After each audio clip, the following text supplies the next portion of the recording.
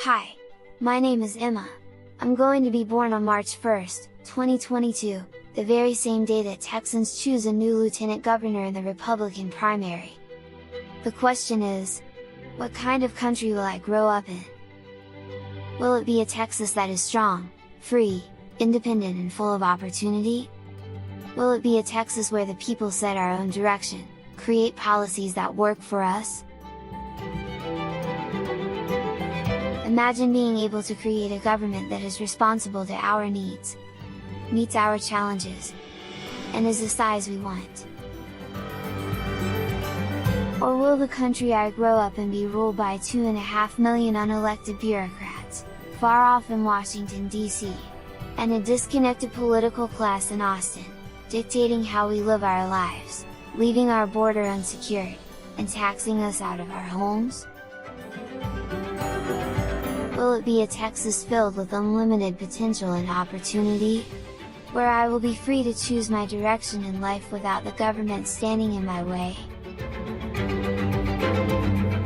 Or will I be under the thumb of oppressive federal and state regulations, dictating my every move, and political cronies choosing winners and losers? What kind of financial stability will the country I grow up in have? Will the money I earn be taken by the federal government and used for wasteful programs in places like California and New York? Or will my money stay in Texas, and be used to make Texas a better place?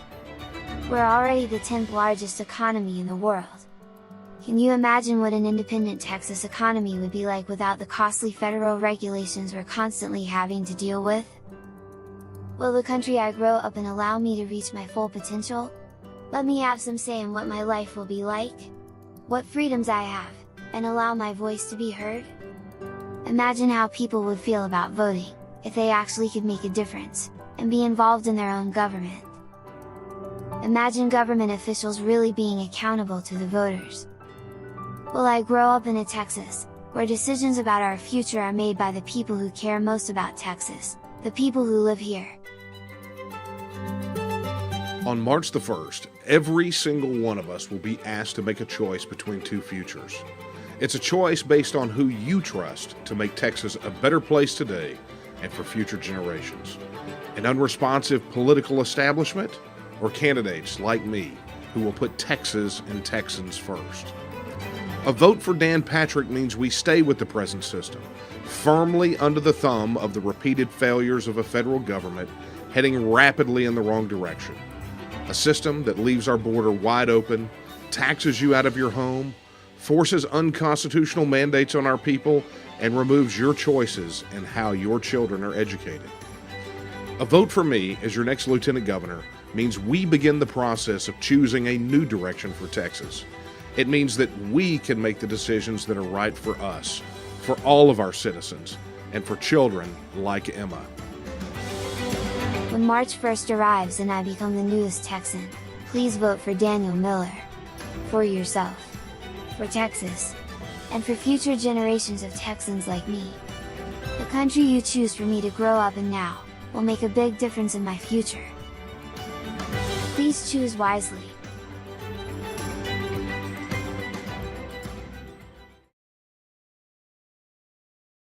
Lower your property taxes. And we're going to get that done. A report by the House Ways and Means Committee predicted many homeowners would see taxes increase regardless. But this session, we are going to take a major step in reducing your property taxes because people need to be able to afford to live in their homes and operate their businesses without being taxed out of them. We will pass major property tax relief. I studied the property tax plans for about 50 governments, cities, counties, and school districts, and I could hardly find any that aren't raising taxes. As your lieutenant governor, I will pass legislation to cut property taxes again next session.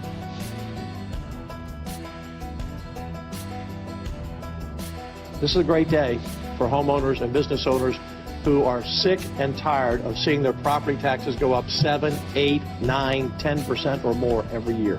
Those days are over. Here's your stimulus check for $1,200 and here's your bill for $4,000 for your property tax.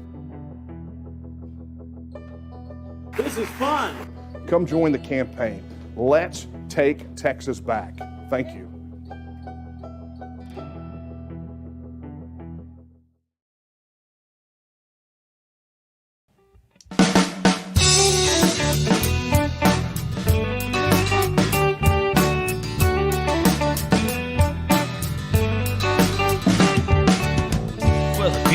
power, whether red or blue.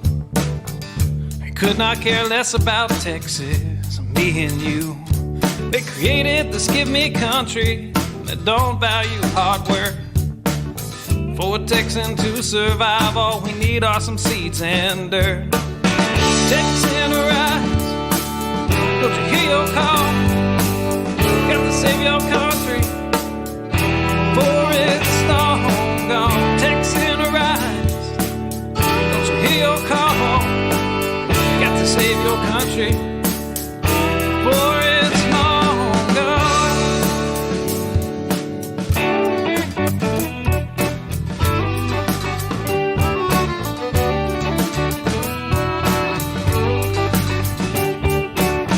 We believe in family and we value our community. Gladly lend a helping hand to a neighbor in need. And we don't believe that government should provide for all of society's needs. No, it's the pride of a Texan to give to others voluntarily. Texan rise, don't you hear your call? Gotta save your country, for it's long gone. Texan rise, don't you hear your call? Got to save your country, for it's long gone.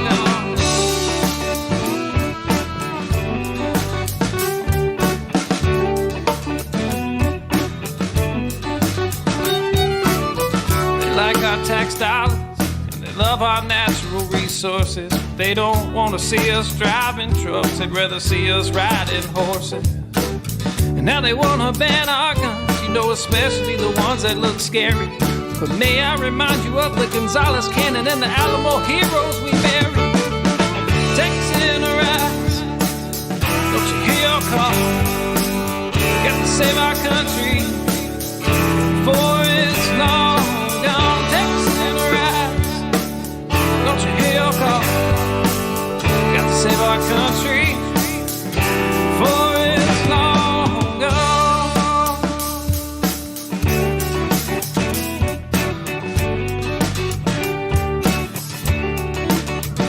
This last verse is straight from the Texas Constitution, Article 1, Section 1 and 2. Look it up.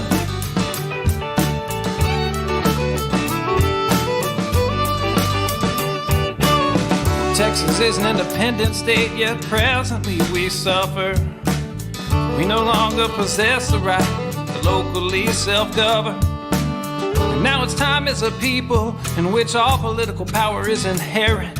And in such manner we find expedient, we reform or abolish our government. I said, Texan rise, don't you hear your call?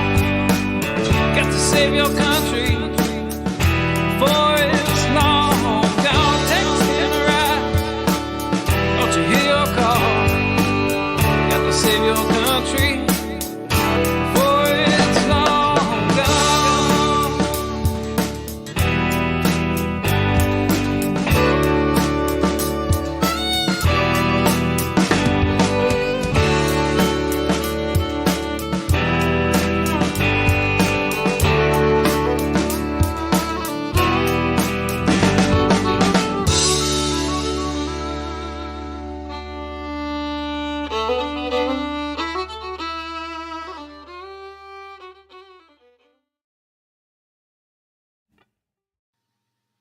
Hi, good evening, everyone, and welcome to our virtual, I guess you'd call it our virtual election eve campaign rally, right?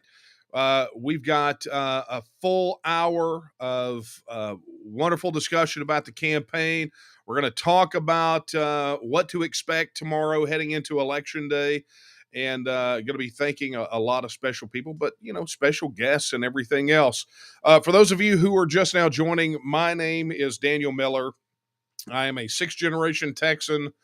I am a husband, a father, a technology consultant by trade. I am president of the Texas Nationalist Movement, and I am a candidate for lieutenant governor of the great state of Texas.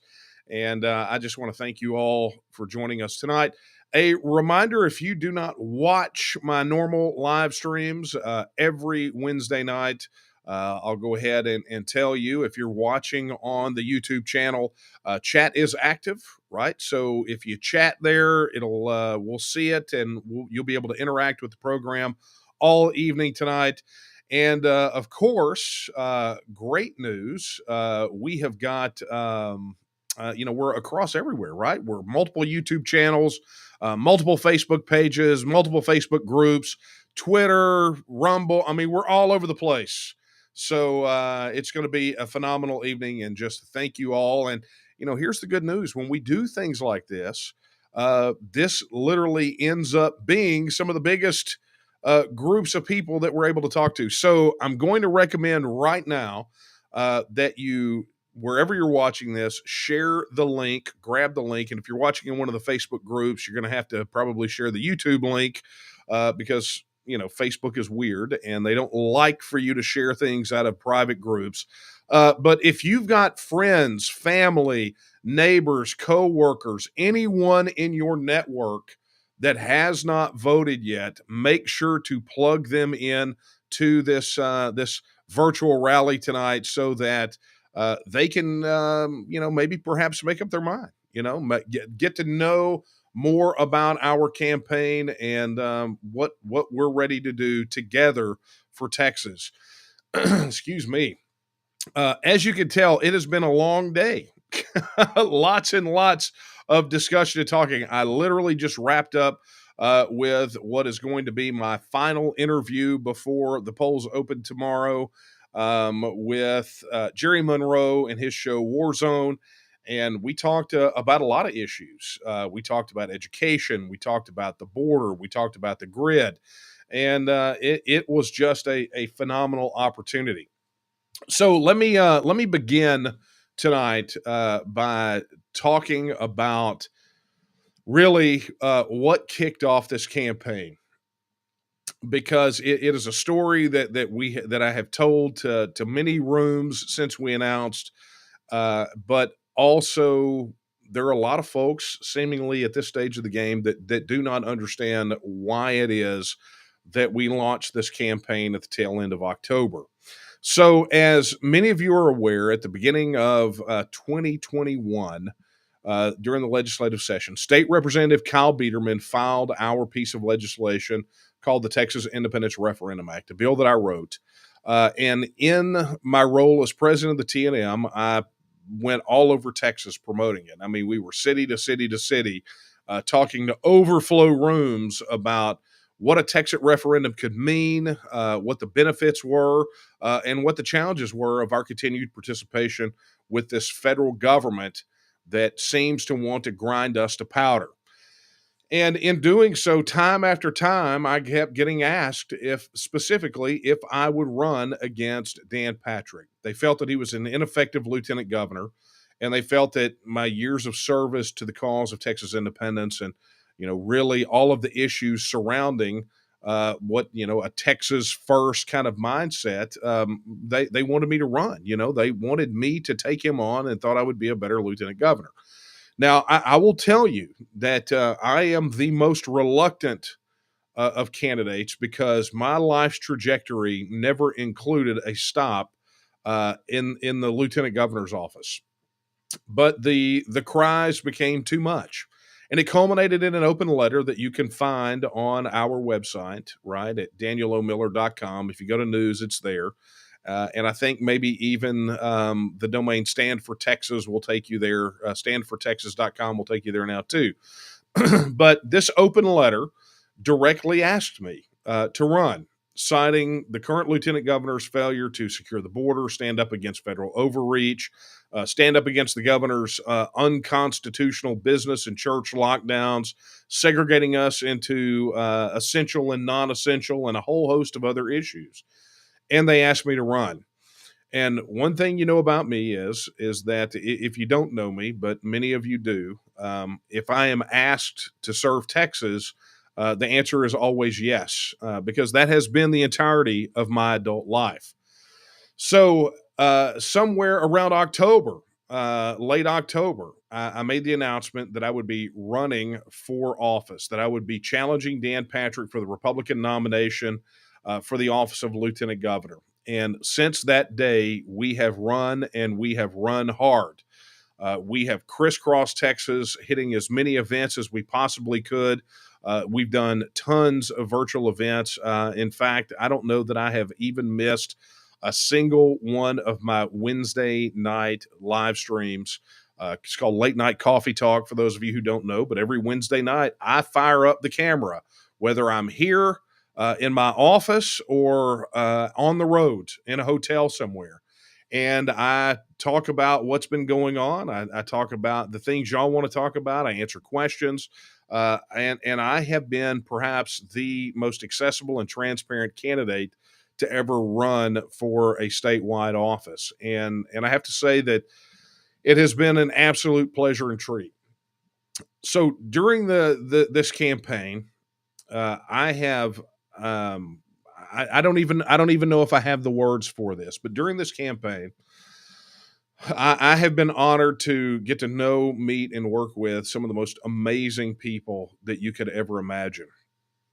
Every day, I am blown away by the kind words, the encouragement, the support, and the lengths that many of you are willing to go to support us in this endeavor. Uh, and it's, as I told the crowd in Fannin, Texas the other night, what the opposition does not understand is that for us, this is not just some campaign for a particular office. This is a movement. This is for us a much larger fight than just one single election and one single office. It is for us a passion to see Texas free and independent, to see Texas have good government, to see Texas be a self-governing independent nation, to live up to the words in Article 1, Section 1 that say that Texas is a free and independent state.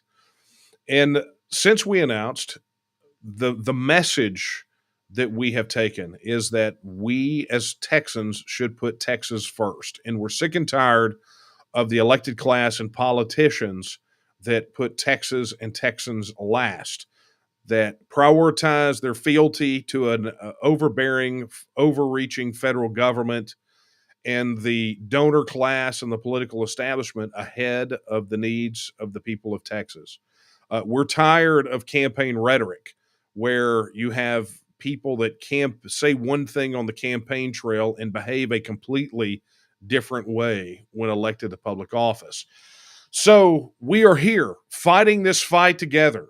You know, whether it's every one of you that made contributions to the campaign in any amount whatsoever, or those of you who out of your pocket went and printed your own campaign signs, or went to your own events that we didn't even know about to promote the campaign, or folks that have been out there in the freezing cold working the polls to advance the message, or to those like Dan and Daphne Armour who have shuttled me and gone around with me from all over Texas, or any of those, anybody else. I mean, I can't thank everyone. I will by name by the time this is all over with. But so many people have done so much, and it is truly, truly humbling. So, from the bottom of my heart, I want to take this opportunity to thank each and every one of you. I firmly believe that the next 100 years of Texas history are being written right now, and I believe that you all are the authors of that future that we are building together.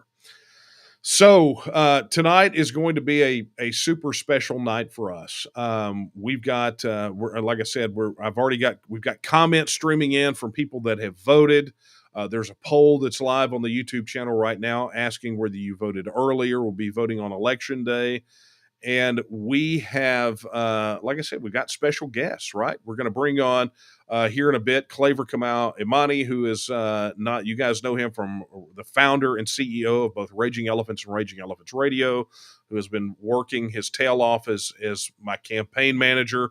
We're going to have State Representative Kyle Biederman will be joining us. And of course, the Executive Director of the Texas Nationalist Movement, Nate Smith. I'm having him do a repeat because people continue to ask about the song that we play during Late Night Coffee Talk that has become the unofficial campaign theme texting Rice. We're going to bring him on and going to be talking about him. And then, of course, your questions and comments are going to feature prominently tonight as we gear up and get ready to go into the final time. I mean, look, 24 hours, less than 24 hours from now, we are going to know everything we need to know about this race. Barring, I guess being super close, right? But the polls will close a little less than 24 hours from now, and they will start tallying the votes. And as they tally the votes, we're going to know.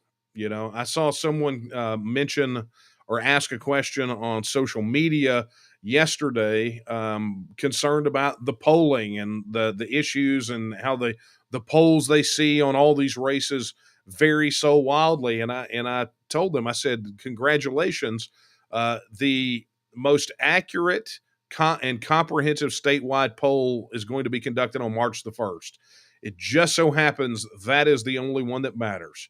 No more push polls, no more internally leaked polls, no more weird, stupid Twitter polls, no more, vote for this guy in this Facebook group or that person. There's none of that. It all comes down to tomorrow. So tomorrow, we will know about this time for sure. And of course, for those of you that are going to be around in the Houston area, preparing for the T&M's Texas Independence Day event at the Houston Livestock Show and Rodeo tomorrow night, volunteers, friends, going to be having an informal get-together at a venue called Poor Behavior, P-O-U-R, Behavior, appropriately titled, right? Where we're going to be gathering together and watching the election returns together. And we're going to have a good time. We're going to decompress. We're going to let off some steam. And we're going to let the Almighty do what the Almighty does, because at this moment, it is effectively in his hands. But until then, we've got work to do, right? We've got a ton of work to do. Now, something that everyone needs to bear in mind is this. Is that early voting totals are at historic lows, which means that a historic number of Texans did not early vote. So that means one of two things. It means either a lot of people are going to sit this election out, or number two, a ton of people are going to go out there and vote on election day. Now, I have not seen the poll results on YouTube, but we'll take a look at those here in a minute. But I firmly believe that this race is going to come down to the people that are the absolute most passionate about getting others out to the polls, right? So my call to action to you is simple. If you haven't voted, go vote. If you have voted, go get your friends, your family, your neighbors, your coworkers, anyone else you can. Get them to the polls tomorrow and get them to cast a vote for yours truly for Lieutenant Governor, or frankly, any of our Take Texas Back candidates that signed the Texas First Pledge at taketexasback.com. We need as many people as possible. I have said it time and time again, and I think it is being played out in real time here, that the current Lieutenant Governor elicits the same amount of excitement generally reserved for a colonoscopy or a tax audit. The opposition cannot get their guys motivated, so we go out there and we give them a tsunami of support to show them that the establishment is not going to control us any longer. So with that being said, I want to go ahead and bring on our very first special guest for this virtual rally tonight, my campaign manager, my friend. He needs no introduction. It is Claver Kamau Imani. Hey, Claver, how are you, sir? Boss man, doing all right, I think. Are we tired yet? Yes, we are tired. That is a definitive answer. Even Jen Rice Wine can answer that one in that many words. I mean, how long has it been, man? 4 or 5 months we've been at this. So yeah, tail end of October. Yeah. So, and it's been catch up the entire time. I think we've done a remarkable job. I think you've done a remarkable job. What most people may not understand is when you get ready for an election like this, you really start about right now, a year ago. And that wasn't the case in this election. And, people didn't even start approaching you about running for office until, late summer, early autumn. You made a decision and in October decided to file. So it's a quick ramp up. And I think the strength of the campaign, in order for us to be able to make the kind of showing that we believe we're going to make tomorrow, is because of the strength that is of the organization that's been built over the last 15 years. I think that's where the greatest amount of credit and gratitude really needs to go. These individual supporters and members of the TNM who are doing some of the most extraordinary things voluntarily without anyone having to compel them or ask them to do anything, just on their own volition, printing door hangers on their own, push cards on their own, block walking on their own, working the polls on their own, showing up at events and being surrogates for you and the campaign on their own, because they know that you can't be everywhere.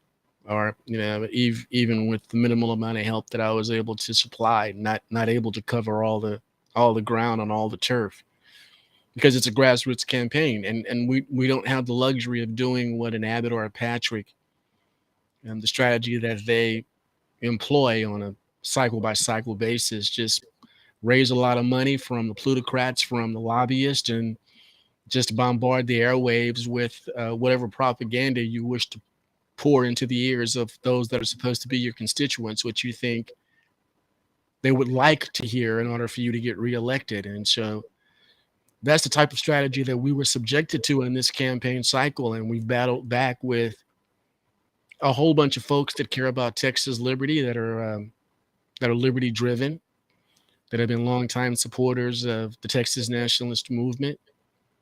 And perhaps more importantly, they've known you for quite a long time and feel quite comfortable working for your election. So it's been a crazy cycle, but I'm excited about this, about what the results are going to look like at 7 p.m. tomorrow night.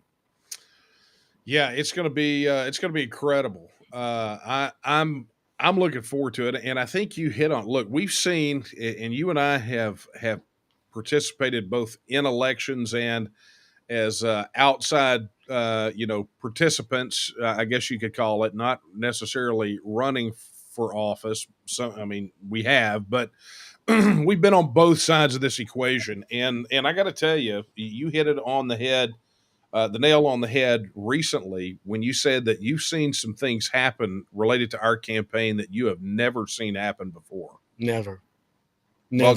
Go ahead and spill some of those so everyone understands. I think anybody that knows Daniel understands that he has an immense imagination, and it stems from a fantastic intellect.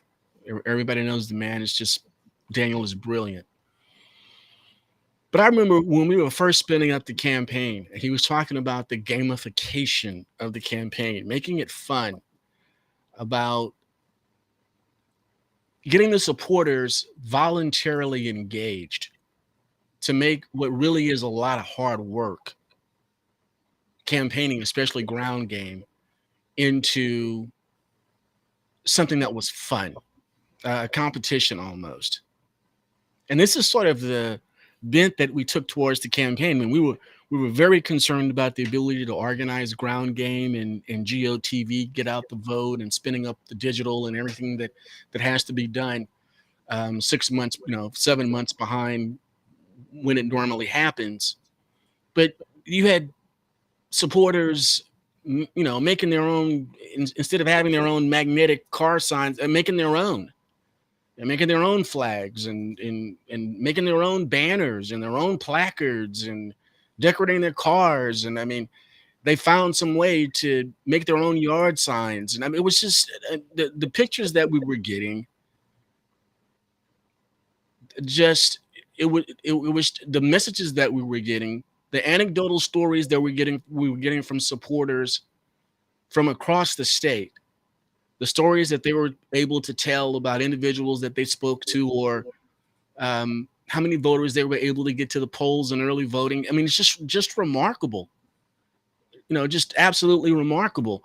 I mean, we can go through all the, the how tough it was to get some of these endorsements, some of these absolutely platinum endorsements that the campaign and Daniel was able to get. I mean, just this past weekend, the yanking of an endorsement from Dan Patrick and giving that endorsement to Daniel Miller based on a single live performance in front of the group in just an hour. I mean, that's it. We're taking it. No, Daniel Miller is the guy. We're taking it away from Dan Patrick, and the Republican, the Coastal Bend Republican Coalition giving it to Daniel Miller. I mean, I've never seen anything like that before, ever, in a campaign like this.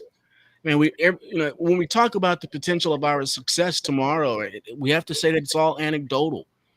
I mean, you're looking at an internal poll. You're talking $15,000 to $20,000 for one poll.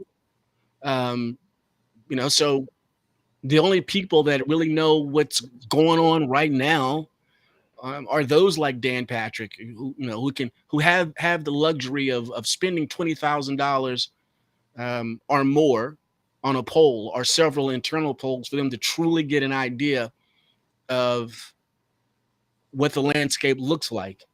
But then you look at something like Dan Patrick calling in the big gun on January 29th, Donald Trump. He saw something in order to pick up the red phone, pick up the bat phone, and call Donald Trump to come in and do a rally for him. It's not like this is October and Dan Patrick is in trouble from a Democrat challenger and potentially losing his office from a Democrat. This isn't a primary that it's Dan Patrick calling the president and asking him to come in and save his bacon, and Abbott asking him to come in and save his bacon, and Paxton and all the other incumbents that are part of the status quo, that are part of the Austin establishment, Moscow and Colorado, coming in and saving them. We only have the anecdotal stories, but they're so positive. They really are. And we had maybe 2 or 3 kind of like bad days in the campaign. We had a trip to Abilene last week, and we didn't think it was as productive as we would have liked it. And then the next night, you get what happened in Corpus Christi with the Coastal Bend Republican Coalition, to where they're changing their endorsement in less than 24 hours after hearing Daniel Miller speak live, and breaking out their thousands of sample ballots or voters' guides and scratching it out by hand, scratching out Dan Patrick's name out by hand and writing in Daniel Miller and to distribute those. I mean, that's remarkable. It's humbling. It's humbling. Well, Claver, let me do this. It's the second of our special guests tonight. Someone who endorsed early out of the chute, who I have come to call a tremendous friend, and someone I think should be held up as a legislative example, definitely one of my legislative heroes, none other than State Representative Kyle Biederman. Hey, Kyle. Hey, Daniel. And, it's exciting. I remember my first race, and I knew the night before all the things going through my mind. And I'm just want you to know how proud I am of you and everybody listening. When you put yourself out, you are the candidate. Everything is on you. Everything that you do is going to be affecting you, your life, your family. And it's not easy to become a candidate, especially on a statewide office. I've never done statewide. So I just want you to know how proud I am of you and that you've stayed strong. I was listening earlier. You didn't miss a beat on your Wednesday night coffees. You worked hard, and that's what it takes. It takes working hard. The only thing that, and listening to Claver and some of the other things, it's just unfortunate that the Republican Party waits until the general election to have debates. You know, here we have the most important election is in the primaries for so many Republican office holders, like we have right now. I mean, Texas is a Republican state, and yet we don't. The media and our own Republican Party of Texas does not put debates out for the primaries, and they just wait for the general election. And by that time, we're stuck. So if you're a Republican, you're going to vote for a Republican. It doesn't matter what the debate says. And so it's just it's very unfortunate, and it's something that I'm going to be calling out as much as possible in the future because it's just not right. But You got something there. just want to, You got something there. I mean, maybe it's something that we should be working on within the platform of the Texas GOP. We've got a convention coming up that the state party, or each one of the individual county parties or something has to conduct a proper debate, because Dan Patrick did not show up to not one single candidate forum in this election cycle, not personally. I only went to 2 where he had a surrogate there. And one of those, he had a pre-recorded video. He never showed up to meet his constituents, or at least the common folk. I mean, he would show up for the big, big donor parties, I guess, or Abbott would go out to California. But to be with Daniel Miller on the stage or the other challengers that are vying for his job, no, it was beneath him, and it really showed a level of arrogance that you're underscoring here, Kyle. That, hey, tell us what you did before in the previous session that you believe justifies us rehiring you, and tell us what you would like to do in the next session that justifies rehiring you. And he never came out to a single event. Remarkable. Well, unfortunately, it is exactly what they do. They know before the campaign starts that they are not going to show up for any debates because they don't have to. But the biggest problem is the people have no opportunity to hear someone who's as articulate and knowledgeable as Daniel is. And so they never get that opportunity. And then we get to the general election. And of course, if you're a Republican, you're not going to vote for a Democrat. So what good is the debate there for the Republicans? That's only for independents, maybe. But really, it's too late by then. So I agree. Resolutions we need debates for state office holders in the primary by the Republican Party of Texas. That would be a great resolution. And they do it at the national level. In the presidential cycle, the RNC is very involved in those 20 debates, over 3 months that they have all over the country with 20 candidates on the stage. I mean, the RNC or the DNC are very involved in the organization of those debates. The locations, who's going to be the moderators, the same type of effort perhaps should be exercised here at the state level. I think there's probably some of the Saints and Patriots that are listening right now that have the knowledge of how to get a resolution from the precinct convention level all the way up to the state convention level. And that's perhaps should be something that should be within the platform, and the onus should be on the chairman to make that happen. No, I agree. Well, I'll be putting that forward. But, let's just talk a little bit more about what's going to be happening tomorrow. Tomorrow is when, and you said it earlier, I haven't voted yet. And I'm just amazed how many people have not voted yet. And, how do you interpret those things? We don't really want to, try to guess everything. But you said it earlier, Daniel. People are not that enthused about this election right now, and that's sometimes good for the incumbent. That you get more people that are excited about voting for somebody different than not excited just for voting for their regular person. And I don't know how you feel about that, Daniel. Yeah, the way that I think we have seen it, and not trying to read the tea leaves here, but just trying to look at a trend. Normally, these low turnouts, particularly in the primaries, is generally good for the challengers, and we have to remember, even the polling that was released from sort of the mainstream media sources, aka the establishment propagandists, showed Dan Patrick in trouble, right? I mean, 52% from those sources, and those are the same sources that had Abbott at 80 something percent. We know that that's garbage. Okay. So showing him at 52%, we know that his internals are showing him below 50%. And we know there's a chunk of people out there. So he's in runoff territory. And here's a good way to understand, sort of by painting the picture around it. Like this commenter says, Dan Patrick thinks he has it in the bag. Well, I would posit that Dan Patrick doesn't think he has it in the bag, because you don't drop $1 million on statewide TV buys if you think you're going to run away with it, especially if you're going to have a contentious general, which we know he is. You know, Mike Collier will very likely wind up being the Democratic nominee that whoever's the lieutenant governor nominee on the Republican side will have to face. And we can't forget that Dan Patrick almost lost to Mike Collier 4 years ago, right? I mean, he came within mere points of losing to the Democrats. So, you know, if I'm Dan Patrick, I'm not spending any money now unless I'm worried that I'm not going to make it to the general.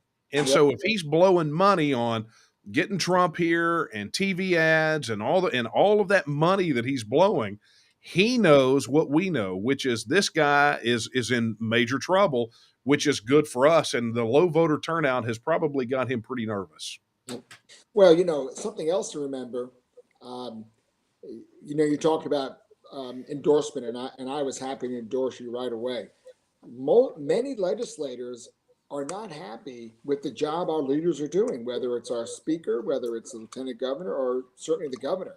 But how many legislators will speak out? They won't do it because they're so concerned about getting help from leadership.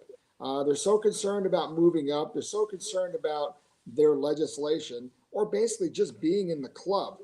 And so, again, how do voters really get to know the truth if the people that are on the inside that know what's going on won't tell the truth? I mean, you just go on and on and on, and you know why politics is the way it is, and why these incumbents continually have an advantage, because they don't have to answer to someone like yourself. They don't have to debate with someone like yourself. And they know that the legislators that know who they are and how they act when they're in Austin are not going to say anything because they're scared. So this is, you know, and people ask me all the time why things are the way they are in Austin. But I'm going to tell you something else. I remember a couple months ago, I called you up and I told you there are legislators that are needing help in their district, Republicans, because they're getting hit hard on the Texit bill, on our Texit bill.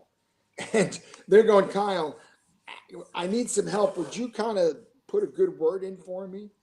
I mean, and these are people that didn't really support my bill. So obviously I'm not going to give them a good word on that. But, you know, they're feeling it. So these other legislators that are running for office are feeling the heat from the voters on whether they supported or didn't support our Texas independence legislation. Yeah, I got to tell you, that's been, you know, it was funny. I was when we were in Abilene afterwards, we went and grabbed dinner with one of the volunteers, one of our local leaders out there, Lee Jacobson, who, by the way, is one of those folks who went and printed up mailers on his own and did his own mail. I mean, did all that. I mean, just again, I'm stunned by it. But you know, as we were talking about Lee, or as I was talking to Lee, we were talking about the Texan issue and how it has come up. And, you know, I have at a personal level known that this day was coming for a long time, but I'm nonetheless stunned that I'm living in the moment right now. Right. I mean, think about it. All three of Abbott's main primary challengers have endorsed what we've wanted, Kyle, a Texas bill. You know, two of the people in the lieutenant governor's race, myself and Todd Bullis, have come out in favor of it, and even told that to the Dallas Morning News editorial board, much to their shock and horror, which was hilarious. You know, you've got candidates for agriculture commissioner, general land office, railroad commission, you know, on down to state rep and state Senate candidates that have all publicly come out. And I think we're like at or over 90 candidates on this ballot right now that have come out in favor publicly of this issue. And, here we are. And you think about, I guess probably the moment during the campaign when I knew that this was going to be the thing for a lot of people was when we spoke at the candidate forum for the Alamo Heights Republican women in Joe Strauss's district, at the club that his mother was a founder of. And they introduced me as the Texas guy, and they went nuts. And then when I gave my intro and I talked about Texas, they went nuts. And then when they asked me the Texas question and I was able to tell them about the constitutionality of Texas in 90 seconds, they went nuts. And on paper, it should have never worked, right? I mean, I never would have seen it, but in the most establishment of establishment places. But, this goes to the fact that this is an issue. People are sick and tired of federal overreach and weak leadership in Austin that allows it to happen. And so I have to say that I am extremely happy that Texas has become kind of a centerpiece during this cycle. Yep. So I want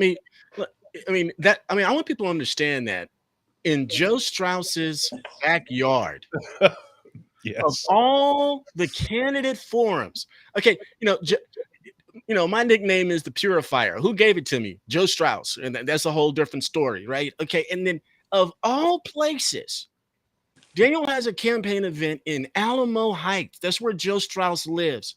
And they introduce, of all the events we've had this cycle and all the events Daniel has had previously to this, the place where they bring him on as the Texas guy is at the Alamo Heights Republican Women's Club. Who would have ever thought? But at every pretty much every gubernatorial candidate forum or candidate event, it's the people that are asking these candidates about Texas. What is your view on Texas? At every lieutenant governor candidate forum, just about, they ask the question, where do you stand on Texas? And other candidates, whether it's land office or ag commission, it's the people. It's these organizations that are putting on these events for the citizens to learn of these candidates that are asking them the question. Nobody's twisting their arm. It's not like we're out there bombarding them with propaganda or payola to bring up the question of Texas. It's the people. I want to remind folks that in the 2020 platform, for the first time since who knows when, the Texas GOP platform speaks of the issue of Texas. I think it's plank number 65. This is where the Texas people are. Daniel has always said this Texas issue cuts weird, and we're seeing it in this election. It wasn't that Daniel, was making Texas the issue of the campaign. It became the issue of the campaign. Daniel? Yeah, I'm just I know I expected the day, but now that I'm living in the moment, I'm a bit stunned. And it's just like I told the reporter the other day about this issue. We are on an inevitable trajectory that's going to lead to the people of Texas having their vote under Article 1, Section 2. It's where we're going to be. It's going to happen at this point. But we can't. I'm sorry. Look at the freedom convoys going on, the truckers. Look what's going on in Canada. Of course, Yeah. Look what's going on over in Ukraine, everywhere else. I mean, freedom is that's where it's all about. People are getting woken up to have it. How much of our freedom has been taken away from us? And there's only one answer to this. There's only one ultimate answer. And that's for people to stand up for their independence. Bottom line. Well, look, Kyle, I know we had you for a limited amount of time tonight. Do you have any final words of encouragement or calls to action for the folks that are attending tonight? Well, yes, for sure. As I said earlier, Daniel, running for office is something that only if you've done it do you really know what that is. And I just want to say how proud I am. And the people out there, you need to recognize that the voting booth is your private, secret place where you vote. And so it doesn't matter what pressure you're having from somebody else or pressure from some groups or feeling like you have to vote for a certain person. You're going to vote for who you feel is right in your heart. And that's what the voting booth is about. And that's what it needs to be. It needs to stay that way. And get as many of your friends, just tell everybody we need to vote. And tomorrow's the day. Because in Texas, the Republican Party is the strongest party. So that's what happens on primary day. It's the Republicans against Republicans. And everyone after elections, and then when the session starts, complains about why are the Republican Party not listening. Well, it all comes back to tomorrow. It all comes back to the primary. And if we don't get new leadership in there, then these elected officials don't have any reason to have to listen because they're getting elected anyway. So let's get some good people in there, and let's show Texas that we're looking for the future. We're not looking for the same old thing in the status quo. And Daniel, God bless you, man. God bless Texas, and I really am proud of you. Kyle, thank you. I God can't bless thank you Kyle enough. Peterman. That's what I'm talking about. Kyle, I said it at the beginning when I brought you on. I've got two legislative heroes. Period.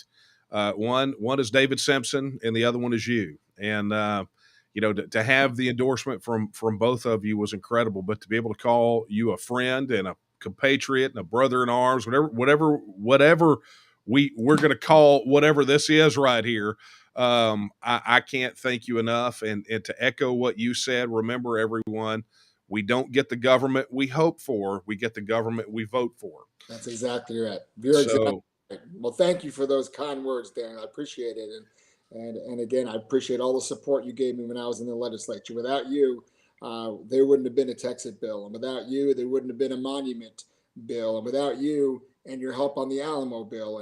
And we just got to keep fighting, and we're not going to give up. So let's go win. You better believe it. Let's go win. We'll talk to you tomorrow. Bye, Claver. Thank you, Kyle. Thank you, Kyle. Yep. All right, everyone. State Representative Kyle Biederman there, who is, again, was right out of the gate endorsing. And, again, one of my legislative heroes, man. We fought some hard battles. So you heard Kyle, right? You heard what he said. So contrary to what some people are saying, we've been involved in these fights for a very long time, right? We've been involved in these fights for a very long time.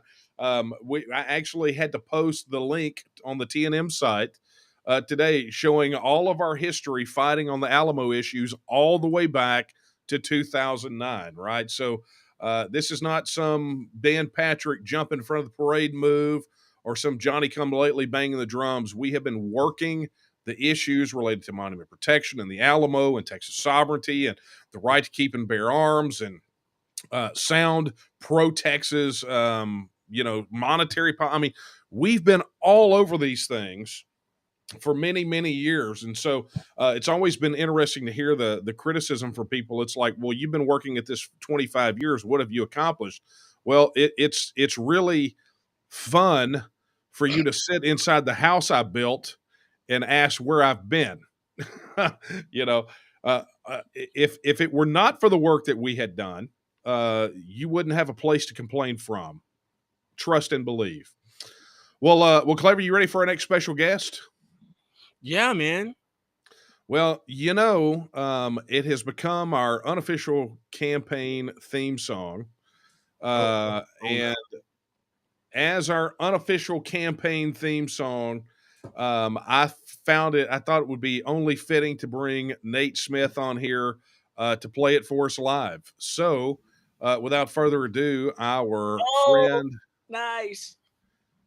Look, it's Nate, and he's got his guitar and everything. Hey, Nate. Nate. We cannot hear you, Nate. Now we can hear you, but you're going to have to speak very loudly because he's going to be singing loudly. I'm good. Your internet connection seems a little on the jerky side.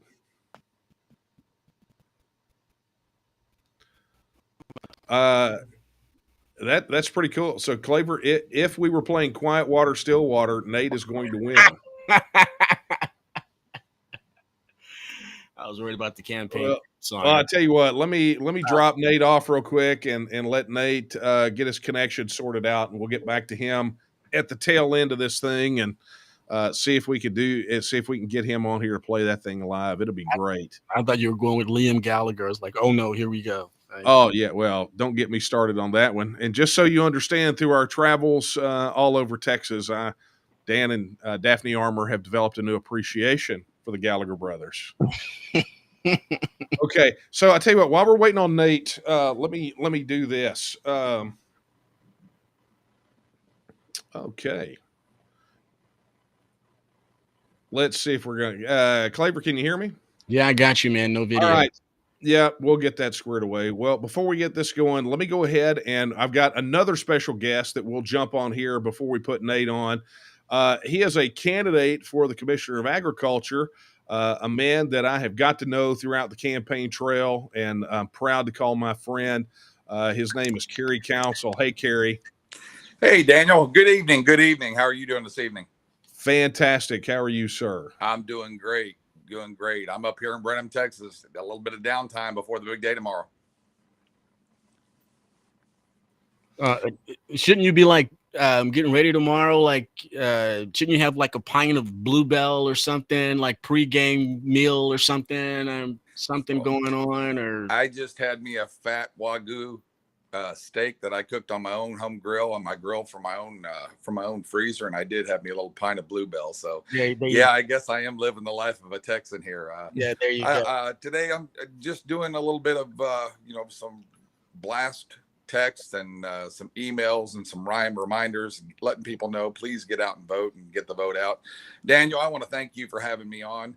You know, this race has been chaotic. I'm coming upon almost a year. I started in May, and this is my first real big race that I've ever run. I was on the school board for years, and I just got tired, like you. I got tired of the swamp and decided I'm going to put my money where my mouth was, and really decided to put my money out there and self-fund my campaign and do it myself. And when you're out there on the trail, you sort of feel lonely out there. You know, the candidates that really are true to your own personal morals and personal beliefs and integrity is what you do when the door's closed.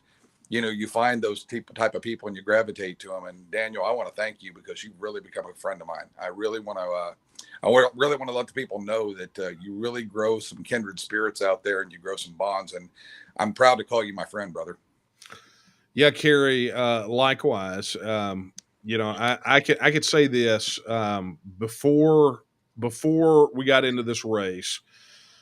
You know, that we were touring and doing meetings and things of that nature for the TNM, albeit not in such a compressed time frame. But there has been something decidedly different about this, and it's that we've been able to meet, personally for me, been able to meet folks like Kerry who care about Texas and who have a love and a passion for Texas. That we didn't know each other before. I mean, we literally met for the first time out on the campaign trail, and I'm going to tell you guys something. Kerry Council is one of the hardest working candidates that I've ever seen. Doing sometimes 3 events in a day, just has been a phenomenal campaigner. But more than that, he's become a friend. And you know, I say all the time. Yeah, I told this to you, told this to Chad. So many of these guys is that, you know, if we don't look out for each other, who's going to look out for us? And it took on a whole new meaning when one of the candidates was killed in a car accident. I was going to bring that up. Yeah, it's sort of, it could have been any one of us out there. We're all, we're running from text lines to Brownsville, from Beaumont to El Paso. We're running everywhere in between. We're running with 3 hours of sleep at night. We're doing multiple events per day. I've got 47,000 miles chalked up on my vehicle. Those are personal campaign miles that I've kept track of, that I've clocked myself. I've done 5,800 miles in the last 11 days, just myself, and just keeping track of the miles that I'm doing. And I'm fortunate to have people around the state because of my involvement in agriculture. I'm here on my ranch this evening, sort of doing a little downtime, doing a little work on the computer myself. I was supposed to go to Cuddy Johnson this evening with my family down at the Houston Stock Show, but I decided to put that off until tomorrow. We're going to have our campaign our campaign watch party tomorrow. Dr. John Spires is going to be down there with us, and we're going to have our campaign watch party down there. My son is actually going to scramble at the Houston Stock Show tomorrow night, so it's going to be a family event. We're going to bring in a few more candidates down there, and we're just going to watch it from down there in Houston Livestock Show. What better place? What better to run for Texas Ag Commissioner than to have your watch party at the Houston Livestock Show and Rodeo? I mean, I couldn't say that. It's the nature of the beast. I tried to call Houston and say, is there any other night that my son can scramble except March 1st? And they said, no, sir, we've already got you scheduled. I said, well, buckle up, son. Here we go. Put the spurs on, and we're gonna do our watch party right there in Houston. So it's been a pleasure to meet you and the people that I have on the road. It's quite touching about Sarge Summers, because that could have been any single one of us out there running up and down the road. And we all share each other's cell phone numbers, and it's been like family. We check on you. Hey, did you make it home? Is everything safe? Do you need anything when you're on the road? And that goes from the Supreme Court judge all the way to you and myself, the land commissioner candidates, senators. We share each other's number because we've become family, and it's a kindred spirit, and it's something that I'm going to cherish the rest of my life. One of the things that I told myself in this race, win, lose, or draw, it's a God thing for me. God put me on this path. God told me that I need to follow this path. God, if he wants me to do this tomorrow and I'm going to win this tomorrow, it's going to be on God's plan. If it's not meant to be, God's got bigger and better plans for me. But I'm doing this for the American farmer. I'm doing this for the Texas citizens, and I'm doing this to get the foreign investment out of Texas land. I'm sick and tired of the foreigners coming over and taking over Texas property. And my dad asked me, he says, son, he says, you're getting ready to retire at the college. Why in the world would you want to put your name in the political arena? I said, Dad, who else is going to do it? I'm a college professor. I teach economics. I'm in the ranching industry. This is what I do. And he said, but you don't need to. I said, you know what? You're wrong. I do need to. This is God's calling, and this is what God's called me to do. And that's why I'm here. And that's why and I would never have met you. And it's been such a pleasure to meet you and several of the other candidates on the campaign trail. Well, I appreciate you more than I can express, Kerry. Thank you so much, and appreciate you hopping on here. Final quick call to action for the people that are watching tonight. Well, I want them to make sure you get out and vote tomorrow. It's very, very important for the integrity of Texas, for the integrity of your food source, for the integrity of the water supply. Everybody's involved in agriculture, whether you know it or not. If you eat, you're involved in agriculture. My name's Kerry Council, and I'm running for Texas Agriculture Commissioner, and please vote for me on the ballot. I would greatly appreciate it. Daniel, it's been a pleasure to talk to you tonight, and I really wish you the best. Good luck, my brother. If I can make it down there, I'm going to be in your neck of the woods. If I can make it down there, I'm going to come out and see you, but it looks like I'm going to be held up at the Houston Stock Show, but I will be expecting my phone call tomorrow night. I will be calling you, win, lose, or draw. We're going to touch base. That's okay, because March the 2nd, Texas Independence Day, we will have a tent at the Houston Livestock Show and Rodeo. So come on out, and that includes everybody. Information's on the website. Well, hey, you know where I'm at. I live in Brenham, Texas. That's where Washington on the Brazos is at. Here we are at the birthplace of Texas. I'm right here in my home. So it's sort of catch-22. Do I go to Houston Livestock Show and Rodeo another day, or do I come back up to the birthplace of Texas? I'm caught in a quandary here, brother. But I will be touching base with you tomorrow, and I love you more than words could ever, more than I could say in ever words. Well, we love you too, and take care. And I will talk to you tomorrow night, sir. Wish you the best. Good luck, brother. Take care, Kerry. Thanks. All right, Claver, that was our candidate. That was candidate for Agriculture Commissioner Kerry Council, dropping in as a special guest to give us all words of encouragement and but telling the truth. I mean, really telling the truth. I mean, the hard work that it takes in his case, where they're, in self-funding, or in our case where my last calculation was our average donation was $83.30. And what it takes to go out there and try to spiderweb Texas to get the people to know you and hear you. It's hard work. It's grueling.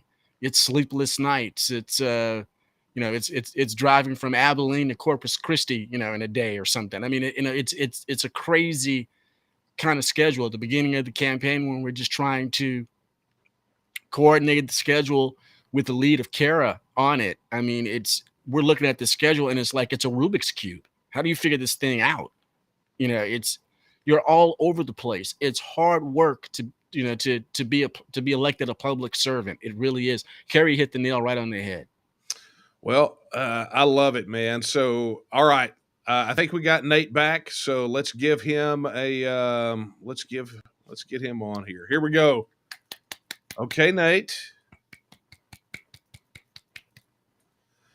I am a terrible lip reader, sir.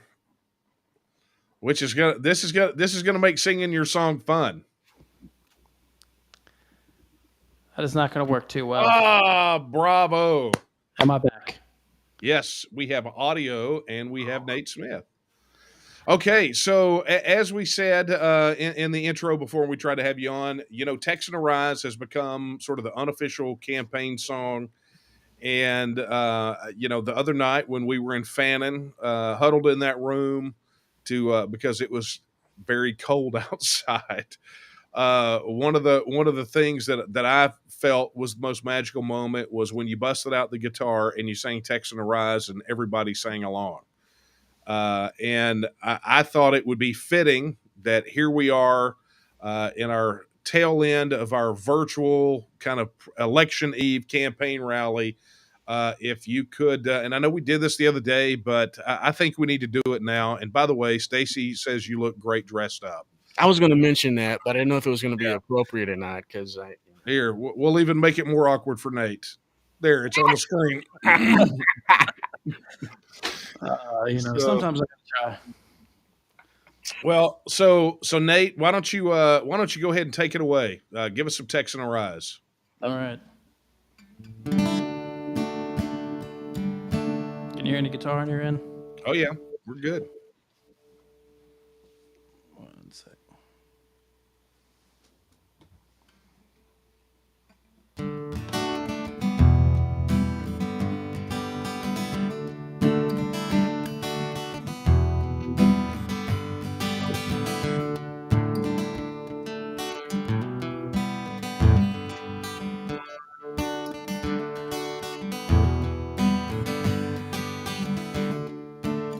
We're the people in power, whether red or blue. They could not care less about Texas, me and you. They created this give me country, cause they don't value hard work. For a Texan to survive, all we need are some seeds and dirt. Texan arise, don't you hear your call? Got to save your country before it's all gone.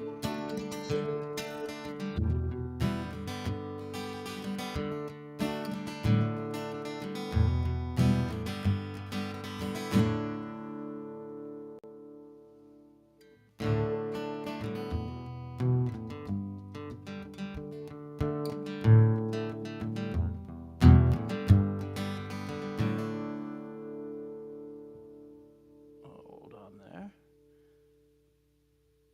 Sorry, we had a little technical thing. Okay, it's not responded, so let's try this.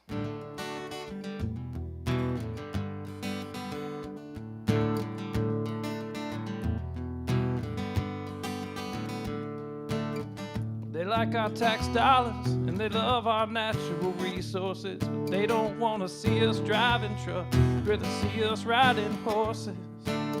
Now they want to ban our guns, you know, especially the ones that look scary.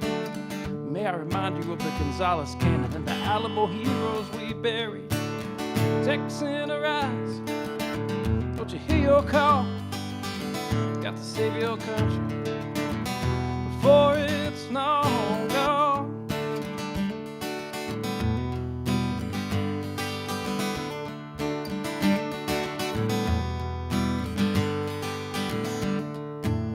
We believe in family and we value our community. We'll gladly lend a helping hand to a neighbor in need. We don't believe that government should provide for all of society's needs. No, it's the pride of a Texan to give to others voluntarily. Texan, arise. Don't you hear your call? Got to save your country before it's long gone.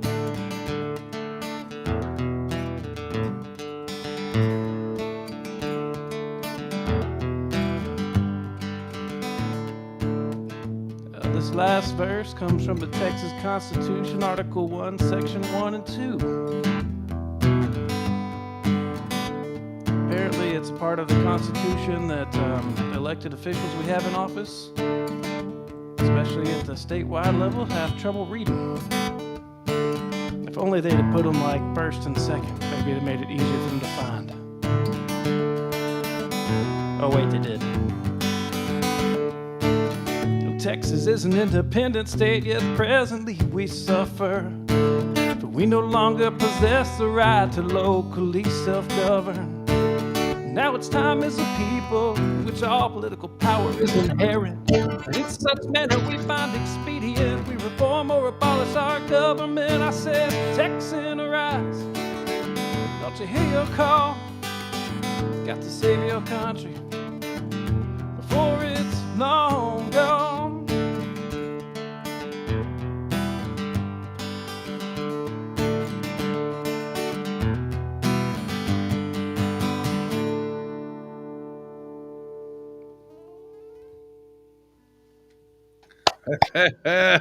Bravo, sir.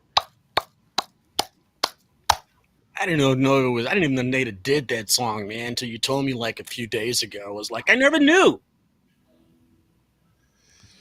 Yeah, it's his.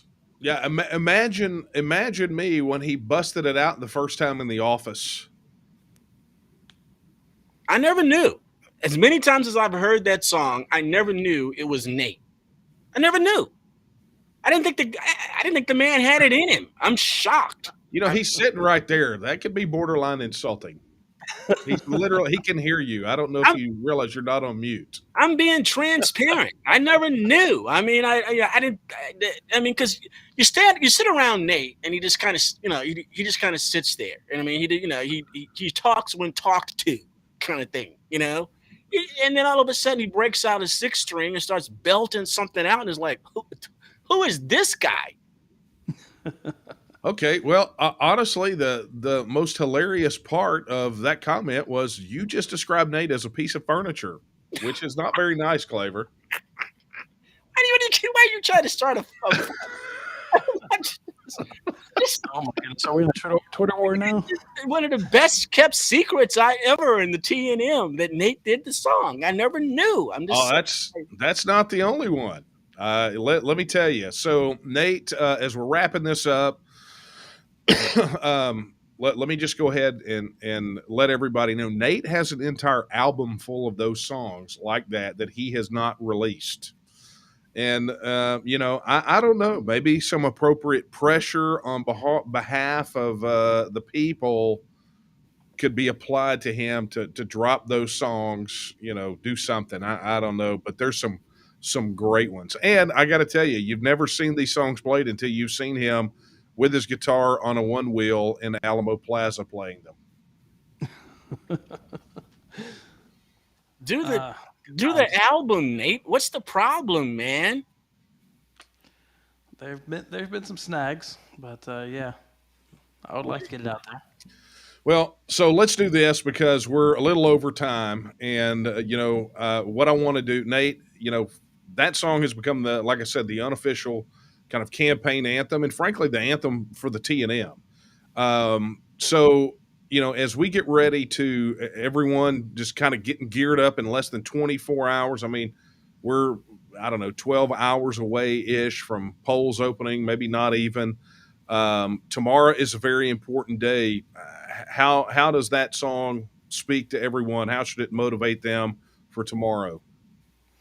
Yeah, I mean, it's not surprising that there's a lot of themes there, and the title for that song, by the way, has a meaning to it as well. That it's one of those kind of secret things, I guess. So y'all need to ask us about it if you really want to find out. We're not going to talk about it on the air, but the very beginning of that, the people in power, regardless of which which party they're in, especially at the federal level, but even quite a few of them in Austin that think they're playing in the minor leagues for the federal level. You know, they don't put the interests of Texans first. And not surprisingly, that's why our pledge is about the people that put Texas first. So it's I think it plays directly into it. If you're going to the polls and you're looking at who to vote for and who not to vote for, if they're not familiar with the first two paragraphs of the Texas Constitution that talk about our sovereignty and our right of self-determination, then you're voting for the wrong person. I can tell you that. They should know those two, by heart. The entire Texas Bill of Rights, right up there in the front of the Texas Constitution, they should know each of those. That part's not that long. I know there's a lot of amendments subsequently to the entire Constitution, but at least the Bill of Rights up front, your elected representatives, your people running for office, they should know that. And, that's the great thing about the Take Texas Back campaign and the Texas First pledge that we've had is any of those candidates on that website have taken a pledge to respect that right of self-determination and put your interests first. Bottom line, and as we get into election day tomorrow, I think it's so very, very important for everyone to realize that this is perhaps a humongous. I know it's cliche for people to say, well, this is the most important election of our lifetime, but I think beyond all the cliche and hyperbole, this is going to go down as a pivotal moment in Texas history. And it is important and imperative that Texans do arise and do what they have to do to get it done. So, Nate, hey, I want to thank you so much for coming on here. And I can't tell you how much I really appreciate the song, the support, the work you've done at the TNM while I have been otherwise distracted. And I am looking forward to tomorrow so that we will make yet again more strides in the progress in our mission to secure and protect the political, cultural, and economic independence of the nation of Texas. So, Nate, thank you so much, man. Thank you. Yeah. And love you, Nate. Want to reinstate exactly what you said there too for everybody. The November elections are not the most important elections in Texas. It's the primary elections until we get a referendum in November. Then that will be the most important one. But, tomorrow, if you can skip November, but you have to show up tomorrow to vote if you haven't voted yet. Not that you should skip any election, but if you have to choose between one, understand that this is where the majority of races in Texas are decided. Whichever party is dominant where you live, that's where those candidates are going to be picked. And in November, you're going to get a lesser of two evils, and that's it. So show up and vote for sure. And vote for Daniel Miller. Rock and roll, man. Thank you, Nate. Well, Claver, here it is. It is time for us to, I think, wrap up. We're a little bit over time, so I'm going to let you give your final pitch before I give my final pitch before Election Day. I want to follow up on what Nate was speaking about there. Depending on how things go tomorrow, and we're very optimistic, in less than a year, we as Texans potentially could be voting whether or not we should become an independent sovereign nation once again. In less than a year. In less than a year, we could see the culmination of decades of work, of dreams, of prayers, sacrificing financially for the opportunity to be free and prosperous. I support the TNM and I support Texas and I support Daniel Miller because in the waning years of my life, I would like to truly experience what freedom feels like. To really live free. And I don't think any of us that are breathing right now have ever experienced that. And the only solution, the only way to that desire is to elect Daniel Miller as lieutenant governor, a very strategic decision.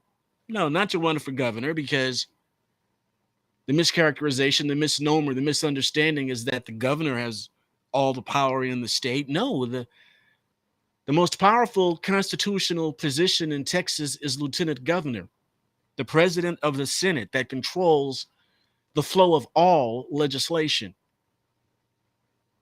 In less than a year, what everybody has been working for, what Daniel Miller has been driven by for 25 years, could become a reality. And it all depends on how Texans vote tomorrow. It would be something historical, world history making. It would shock the planet.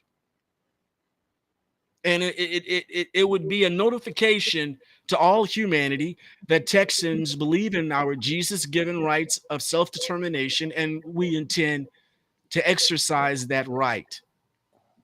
It's not that we're putting our hope into one man. It's not that we believe Daniel Miller is somehow our political messiah, our messiah of governance. It's just that in our Republican form of government, we have to get behind someone that we believe is properly attuned to us, has their compass set in the same direction as us towards life, liberty, and prosperity, is a servant of God, therefore qualified to be a servant of the people, and to get out and vote for that person to carry forth our torch of independence. And that man is Daniel Miller. It's been a long time coming. Something historical can happen tomorrow. The eve of Texas Independence Day could bring another era of Texas freedom, of liberty, an evolution, a revival of liberty in what's really supposed to be an oasis of such, Texas. So no, we don't have a culture or a cult of personality when it comes to Daniel Miller. We just understand that he's at the tip of this spear. That if it wasn't for his vision and his work, this opportunity tomorrow wouldn't be available to us to make world history, to do what other sovereign people have done in numerous times throughout the history of humanity. We're not doing anything unique. We're following in the footsteps of other people who simply want to live free. And our man to bring forth the torch and the office for us to be able to do that is Lieutenant Governor of Texas, and we support Daniel Miller. So in the name of the Lord Jesus Christ, I bless him. I bless Kara, his entire family. I bless the work of this campaign, all the supporters, so many that go nameless that have worked for the election of Daniel Miller. The Lord Jesus bless you abundantly. He is a God of recompense. He is a God of reward. And I believe that each and every one of us are going to be rewarded for this hard work that we've done in this campaign for Daniel Miller. And may the Lord Jesus continue to bless Texas. I think the most precious piece of real estate in his entire creation.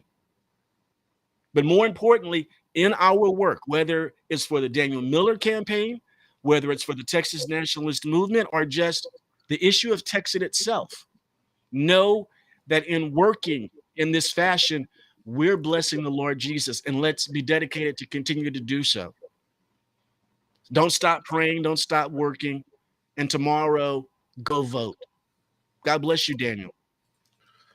Hey, thank you, Claver. And let me take this opportunity to tell you how much I appreciate you stepping in you said at the very beginning, this was one of those things where most people that are planning to run for office, they've got their sights set on it way ahead. And for us, this was almost considered a last-minute jump in. Some people even said that we jumped in too late to even have a chance. And I can say that I firmly believe that we've got a shot at this because of you, because you helped jump in and helped coordinate and make this thing happen. You got us some key endorsements. You ran a lot of triage.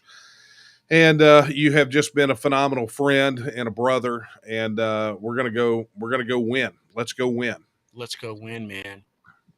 Well, Claver, thank you so much. I will see you mañana, and we will get this thing ready to rock and roll. So good night, Claver. And it is now time for the final wrap up, right? It is that moment where I make my final case to you, the people, the supporters, of why tomorrow is super important. But before I do that, I want to take an opportunity to thank those who came on here, special guests, Claver and Kyle Biederman and Kerry Council and Nate Smith, and played their role in this pump up session, right? Because for us, it is pedal to the metal until the job gets done, right? And whether that job gets done tomorrow night or gets done in a runoff or gets done in November or gets done when the Texas vote happens and we get and win that vote on Texas independence, it's pedal to the metal until the job gets done, right? We don't let up. We don't stop. We don't quit. This is a 4-quarter game for those of you waiting on my football analogy, right? Because I have been known for those. But it's a 4-quarter game, and we play every single second. We don't cede an inch of ground, and we play it until the job gets done. And the fact of the matter is, folks, is that in the time that we have been fighting for Texas independence all the way back to 2005 and the founding of the TNM, we have never gone backwards. We have only advanced. So the beautiful part about tomorrow is it's an advancement, right? It's an advancement. When did you ever think that you would see candidates rallying around the issues that have been core and key to us, right? The sovereignty of Texas, securing our sovereignty by securing our border, militarizing the state guard, right? Abolishing the immoral property tax, putting a check on the office of the governor, banning employer mandates on vaccines and medical procedures. I mean, when did you ever think that you would see all of that happen in this cycle, right? Did you ever think you would see it happen in one cycle with so many candidates, right? So we have already advanced the cause. We've already done it. But now, right now, we are heading into the election day for the primaries, right? It's primary elections tomorrow. And so when those polls open up at 7 a.m., Texans are going to have a choice, right? Those who haven't voted are going to be able to go in there and look on a ballot. They're going to be over there and look at a ballot, and on there will be a candidate's name for lieutenant governor that absolutely will fight for Texas and Texans until his last breath. Or as I say when I talk about August 24th, 1996, when I crossed that proverbial line in the sand and pledged to fight for the freedom and independence of Texas, or until the grave digger pats me in the face with a shovel, right? You have an opportunity to vote for somebody who has a proven track record, right, of caring about you and caring about Texas for over 25 years, and not just in some touchy-feely way, not some Johnny-come-lately, but someone who has a record of fighting for you, for taking all the arrows. Because, you heard him say, you heard Kyle talk about how being early out of the trenches, you take all the arrows, all the grief and criticism and everything else we've gone through, but we have fought for you. And I have been a happy warrior to put my butt on the line for Texas and Texans, and I would do it every single solitary day of the week and twice on Sundays. And you know how you know that that's not campaign rhetoric? Because I have done it. But more importantly, it's not that I have done it, it's that we have done it. Because you will notice throughout this campaign, it has been very difficult for me to use the words I, me, and mine, right? Because I understand that none of this is possible without all of us, right? Article 1, Section 2 says all political power is inherent in the people. Not all political power is inherent in the person. And so this effort has always been about us, all of us, as we fight to go take Texas back, to advance Texas first policies, to treat Texas as the free and independent state that it was always meant to be, to restore the right of self-government to the people of Texas. And so the only way, because I can't possibly ever thank all of you enough for your consideration, for your support, for your vote, the one and only thing that I could ever do to adequately express my appreciation is to exceed your expectations, to do everything that I have promised to do and more, to fight for you a little bit harder and then fight a little bit more, to defend Texas as much as I possibly can and defend it a little bit more. I have been the most transparent and accessible candidate for lieutenant governor that has ever run. And that is just an extension of the way that I've been in my life advocating for the rights and independence of Texas.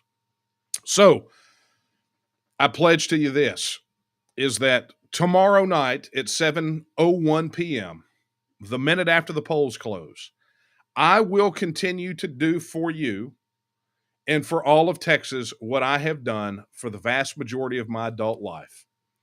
And that is fight for you.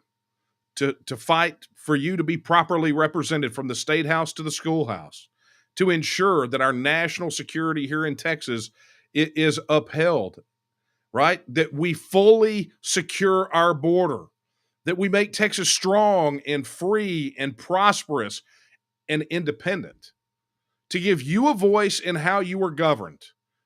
If you're a parent, to make sure that you and you alone are the stakeholders in your children's education to determine where and what they learn. I 100% will fall on my sword before I fail you. And that's not just rhetoric. That's not just some recent conversion. That is my entire adult life. Since August 24th, 1996. And just because I may perhaps be your next lieutenant governor, you cannot, there is no expectation that will change, because I'm going to tell you what, I have faced tougher fights than a bunch of political establishment hacks in Austin.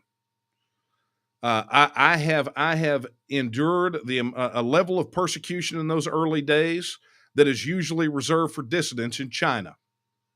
But you know what? I'm still here. I've never wavered. I've never compromised. I've never softened, because just like you, I know that our cause is just and right. And so, as we go into Election Day tomorrow, as those polls open at 7 a.m., if you've already voted, I hope you voted for me. Thank you. If you have not voted yet, please go vote tomorrow, because Texas depends on it. But more than that, even if you are voting tomorrow or you've already voted, it is imperative that you go out and you get as many people to the polls as possible to vote. Because if all political power is inherent in the people, then we need as many people as possible to go into those polls and to show the political establishment that their day is done, that their day is over, that the people are going to take their capital back. And it all starts tomorrow. And it all starts with you opening your mouth, going to the polls, casting a vote, and getting others to do it. And I know I've quoted him already during this rally. I know I've already quoted him, but I'm going to do it again. Our good friend, Lavaca County Judge Mark Myers, said it in a radio ad. He said, you don't get the government you hope for, you get the government you vote for, right? But it's more than that. You get the government you vote for and encourage others to do so as well. Because the opposition, the political establishment, are pulling out all the stops. They're going to say the worst things they possibly can. They've run and hid this entire cycle. They have fomented and poured gasoline on lies and untruths and misstatements. And you know what? We don't care. Because we said it at the very beginning when I announced that I was going to run. When I announced I was going to run, I said they were going to do it. And you know what? The nastier they got, the more I liked it. And that's what you can expect from a lieutenant governor in Austin. Somebody who has the experience, the policy depth, the knowledge base, and who is not just enamored with the idea of political office, but is part of a movement to preserve and protect a constitutional republic and the rights of the people of Texas, and who is unwaveringly dedicated to the political, cultural, and economic independence of Texas, who understands every single solitary word of Article 1, Section 2 of the Texas Constitution, which says that all political power is inherent in the people, and all free governments are founded on their authority and instituted for their benefit, and that the faith of the people of Texas stands pledged to the preservation of a Republican form of government, and subject to this limitation only: they have at all times the inalienable right to alter, reform, or abolish their government in such manner as they may think expedient, and that, my friends, is you. All political power is inherent in you. And tomorrow, on March 1st, starting at 7 a.m., let's send them a message and show them exactly how powerful we can be. Because our day is here. Our time has come. Our moment of decision. How will future generations remember what we did here? They will look on March 1 as a day that was a litmus test for what the people of Texas were made of. Did we do more of the same? Did we do more of the same? Or did we choose a direction of freedom, of liberty, and independence? My friends, that choice is yours, right? I voted. I am one voice among many. But that choice is yours. And so tomorrow, if you want to see a change, do what we were unable to do. Do what we were unable to do because we were strangled to death on the money issue. Call your friends, call your family, call your coworkers, call your neighbors, text them, go to their houses, get them in your car, take them to the polls and get them to vote. One 12-hour window tomorrow will determine the destiny of Texas. What destiny do you choose? So, for a final time during this campaign, I'm asking for your consideration, your support, your prayers, and your vote. Because it is imperative that we win this fight. For those of you that are tuning in at the very last second, my name is Daniel Miller, and I'm asking for your vote to become your next lieutenant governor. So may God bless you, and may God bless the once and future Republic of Texas. And I will leave you with the words of Sam Houston, as I do with every live stream. Sam Houston said that Texas will again lift its head and stand among the nations. I believe that that time is now. And the question is, will you stand with her? Good night, and God bless. Hi, my name is Emma. I'm going to be born on March 1st, 2022, the very same day that Texans choose a new lieutenant governor in the Republican primary. The question is, what kind of country will I grow up in? Will it be a Texas that is strong, free, independent, and full of opportunity? Will it be a Texas where the people set our own direction, create policies that work for us? Imagine being able to create a government that is responsible to our needs, meets our challenges, and is the size we want. Or will the country I grow up in be ruled by 2.5 million unelected bureaucrats, far off in Washington, D.C., and a disconnected political class in Austin, dictating how we live our lives, leaving our border unsecured, and taxing us out of our homes? Will it be a Texas filled with unlimited potential and opportunity, where I will be free to choose my direction in life without the government standing in my way? Or will I be under the thumb of oppressive federal and state regulations, dictating my every move, and political cronies choosing winners and losers? What kind of financial stability will the country I grow up in have? Will the money I earn be taken by the federal government and used for wasteful programs in places like California and New York? Or will my money stay in Texas, and be used to make Texas a better place? We're already the 10th largest economy in the world. Can you imagine what an independent Texas economy would be like without the costly federal regulations we're constantly having to deal with? Will the country I grow up in allow me to reach my full potential? Let me have some say in what my life will be like, what freedoms I have, and allow my voice to be heard? Imagine how people would feel about voting, if they actually could make a difference, and be involved in their own government. Imagine government officials really being accountable to the voters. Will I grow up in a Texas, where decisions about our future are made by the people who care most about Texas, the people who live here? On March the 1st, every single one of us will be asked to make a choice between two futures. It's a choice based on who you trust to make Texas a better place today and for future generations. An unresponsive political establishment, or candidates like me who will put Texas and Texans first. A vote for Dan Patrick means we stay with the present system, firmly under the thumb of the repeated failures of a federal government heading rapidly in the wrong direction.